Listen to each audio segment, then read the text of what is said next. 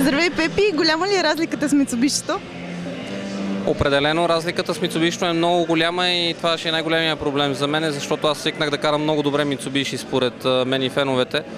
И времената го показваха и определено тази кола е много по-добра като поведение на пъти и за момента това ме плаши от малкото километри, които имах възможност да направя с нея. Мисля, че за напред тестовете и първите състезания ще оправят тези неща. Какво включват плановете ти за тази година? Плановете ни са ни да гониме, може би, титлата в България.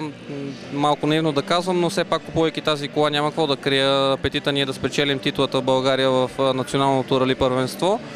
Няколко изяви извън България в Европейски рали шампионат, като стартираме с рали Мили-Милия, което е първи кръг от Европейски шампионат, да натрупа малко километри преди старта на нашето първенство.